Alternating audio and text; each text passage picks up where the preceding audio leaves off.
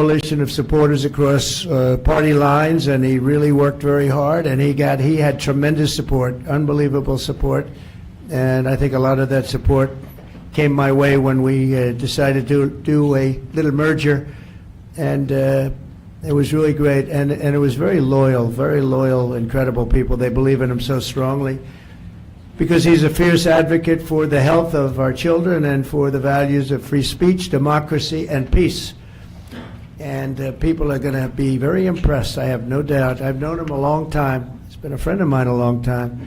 Perhaps most importantly, though, Bobby created a nationwide movement made up of millions and millions of mothers and fathers and young people and concerned citizens of every background crisis that exists in America. He's absolutely committed to getting dangerous chemicals out of our environment and out of our food supply and getting the American people the facts and the answers that we deserve. After years in which our public health system has squandered the trust of our citizens, and they really have. They don't trust us. They don't trust anybody, frankly. They've gone through hell. There's no better person to lead our campaign of historic reforms and restore faith in American health care. And Bobby's going to do it. The United States spends more money in health than any other country on earth, but we're growing sicker every year. We're not as healthy as countries that spend just a fraction of what we spend, so there's something wrong. He's going to figure it out. In recent decades, we've seen staggering increases in cancer rates across all age demographics, including more than 40% increase in childhood cancer since 1975. Who can believe that?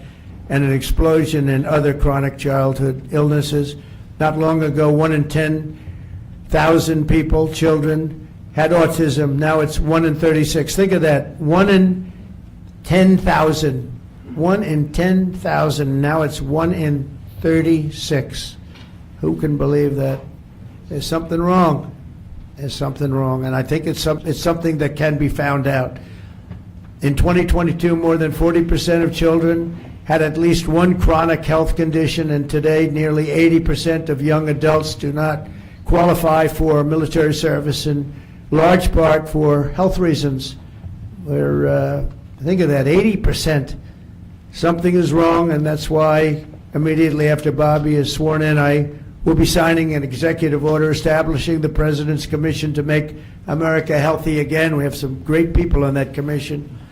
Chaired by our new secretary, this groundbreaking commission will be charged with investigating what is causing the decades-long increase in chronic illness, reporting its findings, and delivering an action plan to the American people. And it's going to be a plan that people are really waiting to hear.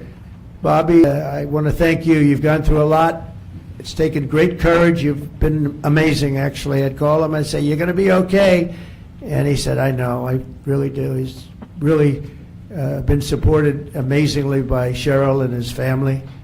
And it was very tough. It was a very nasty group of people that were after him, but he was tougher and he was smarter than they are.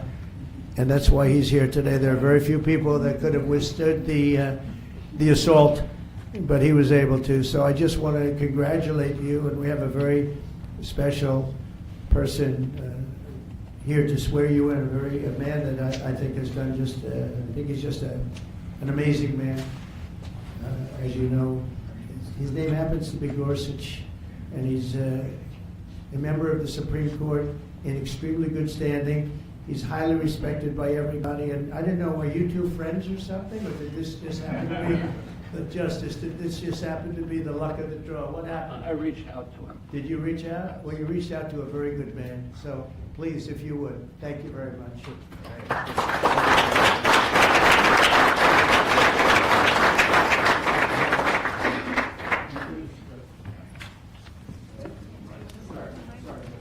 Oh, this has to be done first.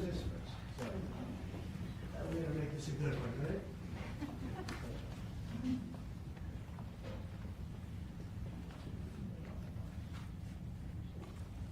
Okay, it's good so far. Good. It's a 10.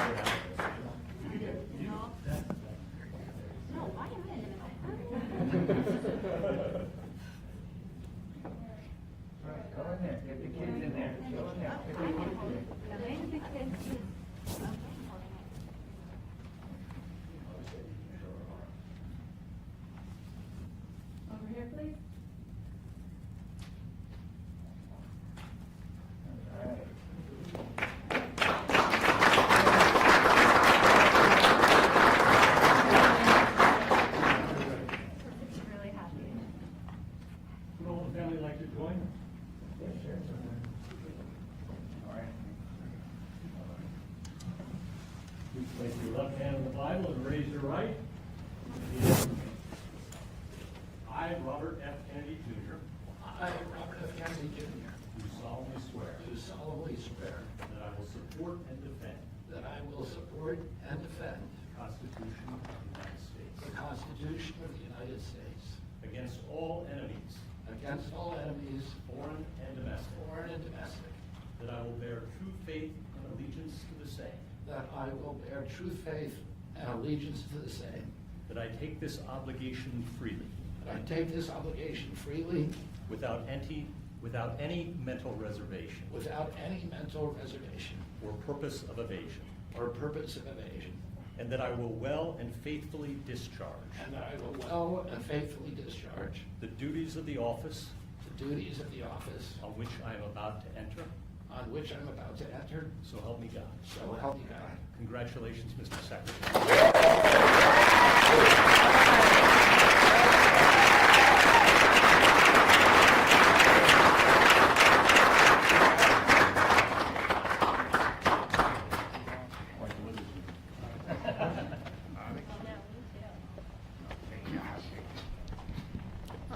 I want to begin by thanking President Trump for giving me this extraordinary opportunity, and I want to introduce my family and thank them for being here. My wife Cheryl, my cousin Anthony Shriver, my daughter Kik, my other daughter Kira, Carolina Shriver, Joey Shriver, Jackson Hines, and Amaryllis Kennedy. And I want to thank all of you for your support and throughout this whole 2.5-year journey. My first time in this Oval Office was in 1961, and I came here to meet, or 1962. I came here and I had a meeting with my uncle, who was president then, where we talked about the environment. He was involved deeply, as we all know, in restoring physical fitness in this country. He challenged at one point during his administration, he challenged Americans to do a 50-mile walk, which I ultimately did, but I remember the day that my father completed his walk. We were staying up at Camp David, and my father came in after 18 hours walking on the C&O towpath and with his feet bleeding and blisters on them. My father had one of his best friends was Al Lowenstein. And Al Lowenstein ultimately was a congressman from New York who was assassinated himself in 1980. But Al Lowenstein had started the Dump Johnson movement to get rid of President Johnson and end the Vietnam War. And at the time that he started it, people just thought it was a fool's errand.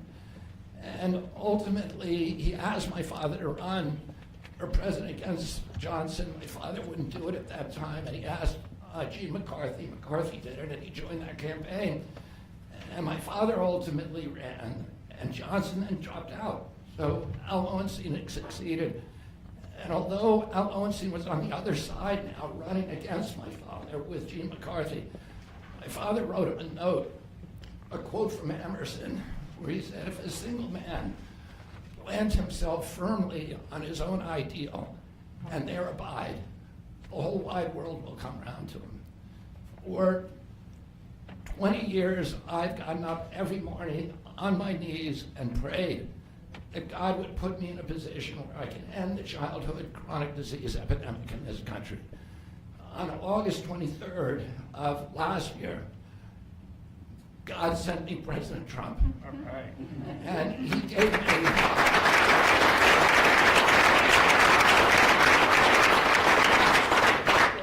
he's now given me, he's kept every promise that he's made to me. He's kept his word in every account and gone way beyond it. I'm so grateful to you, Mr. President. A lot of people told me that I couldn't trust President Trump. I better get it in writing. And we did a handshake, and everything that he told me he was going to do, he has done. Right. And I'm so grateful to him, and I've told you before, I genuinely believe that you are a pivotal historical figure, and you are going to transform this country at a time when We see all of the indicia of democracy now in tatters in our country. We see the rise of the military-industrial complex, the rise of totalitarianism, these attacks on our Constitution, and this breathtaking epidemic that is disabling our people. President Trump has promised to restore the American dream in this country. A healthy person has 1,000 dreams. A sick person only has one. 60% of our population has only one dream, that they get better. President Trump has promised that he's going to restore America's strength. But we can't be a strong nation if we have a weak citizenry. If people are sick, 60% of our people are sick, 77%, as President Trump mentioned, of our children cannot qualify for military service. And we need a man on a white horse now. We need somebody who is willing to come in and has the spine and the guts and the strength to challenge orthodoxies, to stand in the way of vested interests, and to break institutions that have turned against our democracy. President Trump has shown again and again that he is that hero. And most recently, I greatly appreciate, and I called you the day that you announced the termination of USAID. My uncle started USAID in 1961 for humanitarian purposes, to put our country on the side of the poor. It has been captured by the military-industrial complex. It has become a sinister propagator of totalitarianism and war across the globe. And very few people understand how sinister this agency really is. And President Trump saw that, and he stood up to it with a masterstroke. And we want to do the same thing with the institutions that are stealing the health of our children. We need a revolutionary figure, and you are that figure, and I'm very grateful for you for giving me this opportunity. I want to recognize some of the allies that I've had in this battle for a long time were Senator Rand Paul, Senator Ron Johnson, Senator Roger Marshall, Marjorie Taylor Greene, and Buddy Carter, who've all been champions of the MAHA agenda before I even came along. And I'm very grateful for you for standing strong. Thank you very much, President.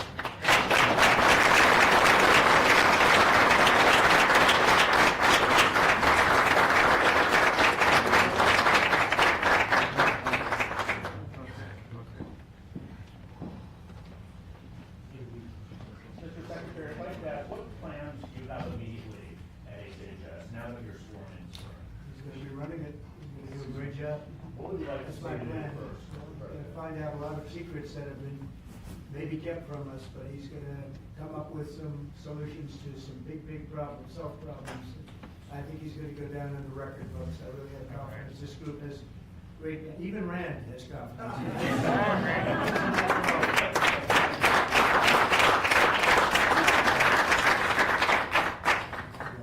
I could ask you, Mr. Secretary, do you plan to fire anyone immediately, or what are your plans on day one, which I guess is today? Our plans are radical transparency and returning gold standard science, the NIH, the FDA, and CDC, to ending the corruption, ending the corporate capture of those agencies, getting rid of the people on those panels that have conflicts of interest. We can do unadored and unimpeded science rather than the kind of product that is coming out of those agencies today. Mr. Secretary, may I ask, how do you address concerns that some Americans may have about the stance on vaccines? When people actually hear what I think about vaccines, which is common sense, which is vaccines should be tested, they should be safe, everybody should have informed consent, people are reacting because they hear things about me that aren't true. They hear characterizations of things that I've said that are simply not true. When they hear what I have to say actually about vaccines, everybody supports it. Mr. Kennedy, Kara Kashinova from Lindell TV. What's your message to Democrats in the Senate that fought so hard to keep you from taking this position? And congratulations, by the way. President Trump has promised to be the president for all Americans, and he has said to me that he understands that there's no such thing as Republican children or Democratic children. all of our children need to be protected. And whether you're in a blue state or red state, I'm going to do everything I can to work with you, whether you're Democrat or Republican, to restore child's health in this country. Mr. Secretary. Great job. Great job. Thank you all very much. All right, guys.